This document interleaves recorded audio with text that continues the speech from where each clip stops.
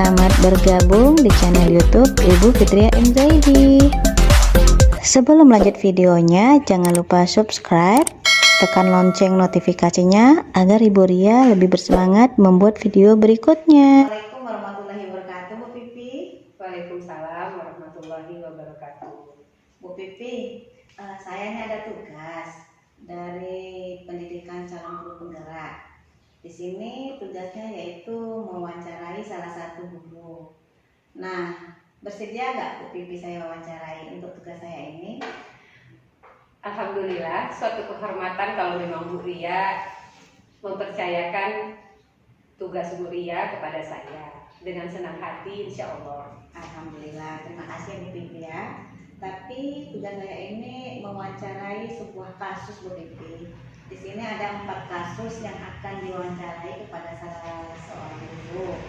Nah, di sini saya mengambil kasus yang ketiga, maksudnya kasus yang ke-1. Nah, biar nanti dari kasus yang saya bacakan tadi, saya minta nanti Ibu Pipi menanggapi dari kasus yang saya bacakan nanti. Insya Allah. Boleh saya bacakan kasusnya dulu ya Bu Pipi ya? Iya, silakan. Ini kasus 1. Ibu Tati adalah guru kelas 5 yang merupakan rekan kerja Anda, yang mana sama-sama mengajar kelas 5 yang kelasnya paralel. Ruangan kelas Ibu Tati pun persis di sebelah ruangan kelas Anda. Ibu Tati terkenal sangat disiplin dan cenderung galak. Pada sisi lain, Ibu Tati juga bekerja keras dan murid-muridnya pun selalu mendapatkan nilai-nilai yang sangat baik. Sebagian murid-murid sangat takut kepada Ibu Tati, dan sebagian lain bisa menyesuaikan diri. Kepala sekolah Anda dan orang tua murid juga sangat menghargai Bu Tati. Nah, suatu hari Anda mendengar tangisan seorang murid dan pergi keluar untuk melihat asal suara tangisan tersebut. Anda melihat seorang murid perempuan kelas 5 sedang berlutut di atas bebatuan sekolah yang sangat panas hari itu, menghadap di depan pintu kelas Ibu Tati. Anda melihat Ibu Tati tampak tidak menghiraukan suara tangisan muridnya dan tetap mengajar seperti biasa. Namun, Anda bisa melihat bahwa beberapa murid di kelas Ibu Tati mencoba untuk mencuri pandangan keluar kelas melihat temannya yang sedang menangis dan berlutut di terik matahari. Apa yang harus Anda lakukan? Apakah guru lain dapat menginterupsi di mana saat itu ada guru lain yang memiliki wewenang atas kelas yang dipimpinnya?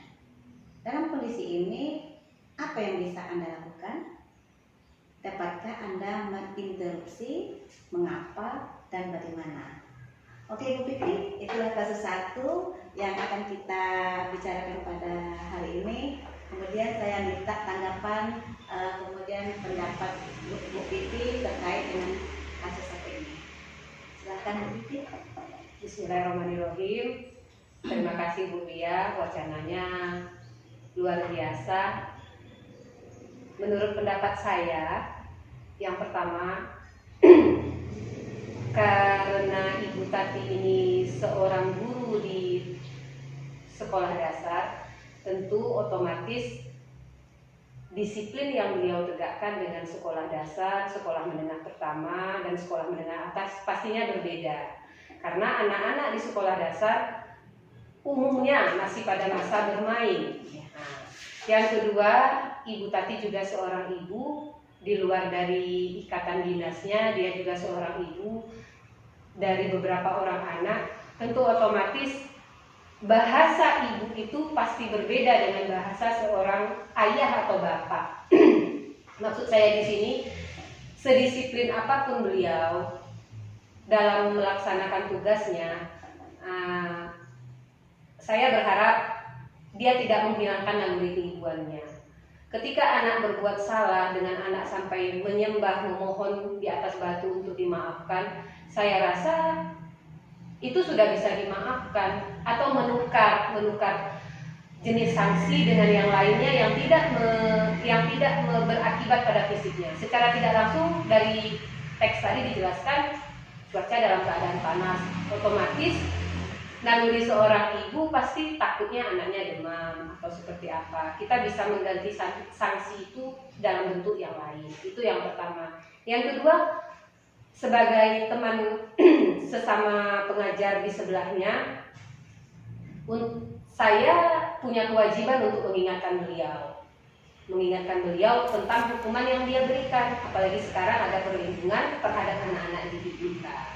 Jadi menurut saya seperti itu, disiplin tetap ditegakkan, tetapi dengan tidak mengganggu atau mempengaruhi fisik anak.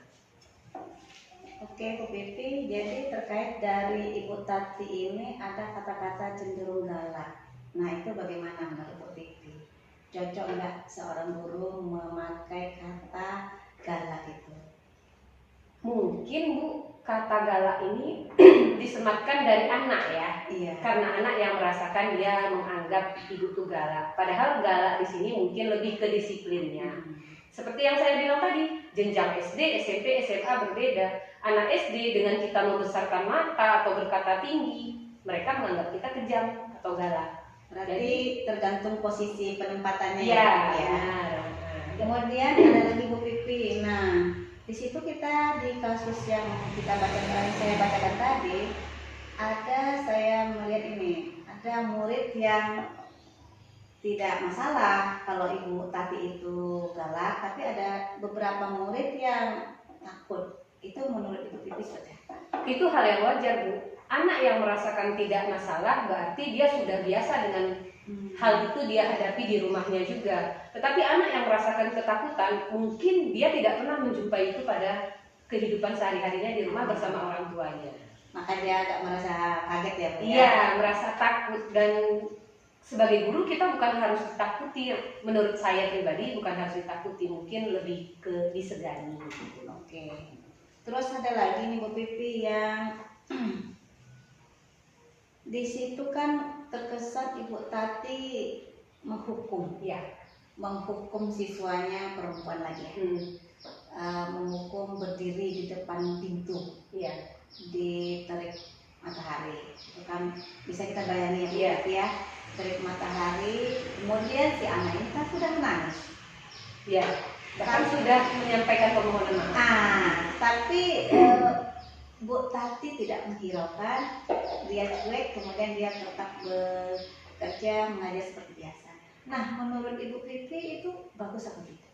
Dan apa yang akan dilakukan seandainya itu Bu Pipi? Kalau menurut saya mungkin lebih bukan bagus atau tidak ya Bu, tapi kurang tepat. Nah, seperti itu. Saya rasa ini kurang tepat. Dan kalau itu dibalik posisinya saya jadi Ibu Tati, rasanya saya tidak akan menghukum anak seperti itu. Saya akan mengganti hukumannya dengan yang lebih mendidik.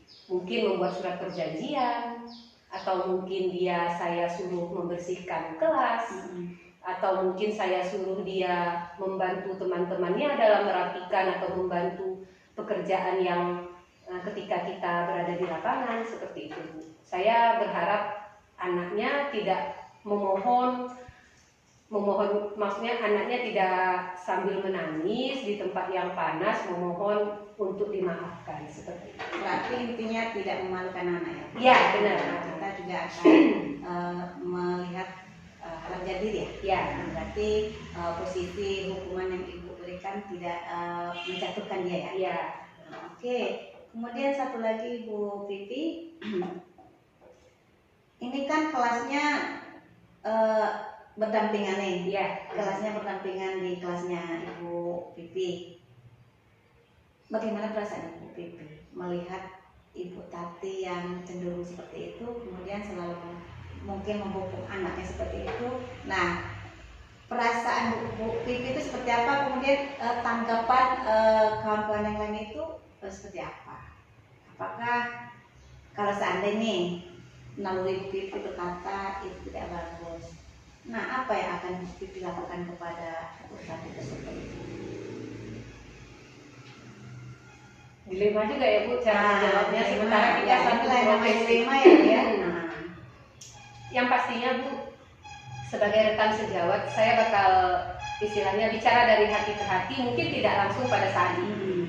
Mungkin ketika seminggu atau sebulan saya akan menyampaikan kepada beliau tentang hukuman tadi yang kalau bisa menghindari hukuman fisik atau mempermalukan anak, karena kita nggak tahu anak yang selama ini kita sangka bodoh, yang kita kira tidak disiplin, bisa jadi mereka lah yang sukses untuk menjadi pemimpin kita besok. Berarti tidak menjamin anak yang disiplin dan pintar itu sukses ya? Oh tidak Bu, tidak ada Jadi kembali ke kontrak anaknya ya? Iya benar.